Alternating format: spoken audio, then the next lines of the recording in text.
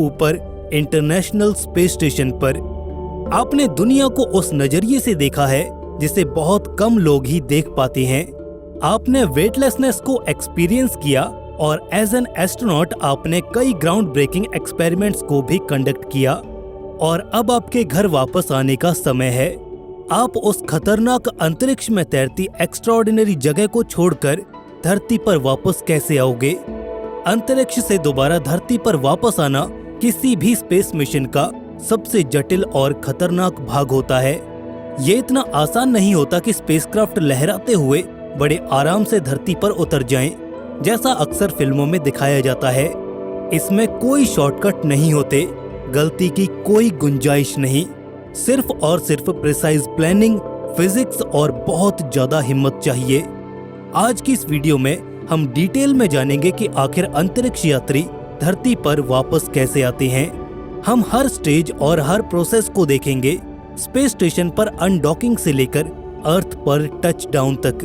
तो तैयार हो जाइए री एंट्री के लिए, क्योंकि ये जर्नी बहुत ही थ्रिलिंग होने वाली है। Life on ISS, why we need to come home. इससे पहले कि हम धरती की अपनी वापसी यात्रा को शुरू करें, आइए जानते हैं कि आखिर एस्ट्रोनॉट्स को स्पेस स्टेशन से वापस धरती पर आना ही क्यों पड़ता है। स्पेस स्टेशन पर भी जिंदगी काफी मजेदार है, आप कह सकते हैं once in a lifetime experience, लेकिन वहाँ की लाइफ डिमांडिंग है। ISS पर एस्ट्रोनॉट्स माइक्रोग्रेविटी में रहते हैं, जिसकी वजह से समय के साथ एस्ट्रोनॉट्स की मांसपेशियों और हड्डियों में कमजोरी आ जाती है। ISS पर हमें उतनी ग्रेविटी महसूस नहीं होती, जिसकी वजह से हमारे शरीर को मजबूत हड्डियों और मसल्स की नीड भी नहीं रहती। इसका रिजल्ट ये होता है कि बॉडी मसल मास और बोन डेंसिटी को लूज करने लग जाती है। इवन 2 घंटों की एक्सरसाइज के बाद भी बॉडी में अनवांटेड चेंजेस देखने को मिलने लग जाते हैं। फिजिकल हेल्थ के अलावा अपनों से दूर रहने की वजह से मानसिक बदलाव भी आने लग जाते हैं। हम ज्यादा समय तक अपनों से दूर आइसोलेशन में नहीं रह सकते। ये एस्ट्रोनॉट्स की मेंटल हेल्थ के लिए भी सही नहीं है।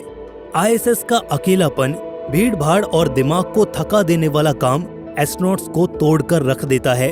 उन्हें वाकई में रेस्ट चाहिए होता है ताकि वो हेल्दी रहें और आगे भी काम करते रहें। फिजिकल और मेंटल डिमांड्स के अलावा भी ISS के सिस्टम जैसे कि air filtration, life support system और बाकी इक्विपमेंट्स का ऑपरेशन टाइम भी लिमिटेड ही होता है। भले ही ISS का पूरा एनवायरनमेंट कंट्रोल्ड है, लेकिन फिर भी लगातार मॉनिटरिंग और मेंटेनेंस के लिए रीसप्लाई मिशंस में महीनों स्पेस में रहने के बाद एस्ट्रोनॉट्स अब ऑफिशियली धरती पर आ चुके हैं, लेकिन लैंडिंग तो बस रिकवरी मिशन की शुरुआत भर है। सोयूज लैंडिंग के दौरान एस्ट्रोनॉट्स कजाकिस्तान के रिमोट एरियाज में टच डाउन करते हैं। लैंडिंग साइट पर तुरंत ही हेलीकॉप्टर्स रवाना कर दिए जाते हैं।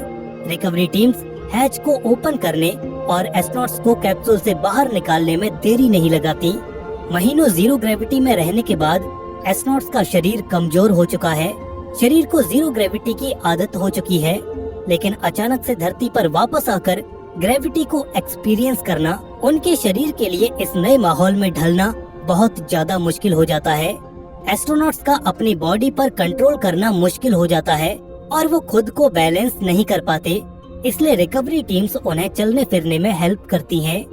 स्पेसएक्स क्रू ड्रैगन के केस में कैप्सूल समुद्र के पानी में आकर गिरता है, जहां रिकवरी टीम्स पहले से ही शिप में इंतजार कर रही होती हैं। बोट्स को स्पेस कैप्सूल को रिट्रीव करने के लिए भेज दिया जाता है।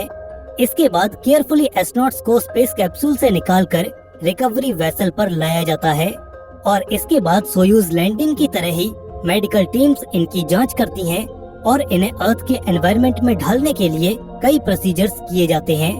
दोनों ही केसेस में एस्ट्रोनॉट्स को कई मेडिकल एवेल्यूएशन से होकर गुजरना पड़ता है, ताकि ये सुनिश्चित किया जा सके कि उनकी सेहत सही है या नहीं। स्पेस में रहने की वजह से उनके शरीर में जो भी बदलाव हुए, उनसे रिकवर करने में उन्हें हफ्तों या फिर महीनों भी लग जाते हैं। उनकी मसल्स और बोन्स दोबारा मजबूत होने लगते हैं। उन्हें अक्सर चलने फिरने में दिक्कत आती है, लेकिन समय के साथ सब नॉर्मल होने लग जाता है। एस्ट्रोनॉट्स के लिए धरती पर वापस आना खट्टा मीठा सा अनुभव होता है।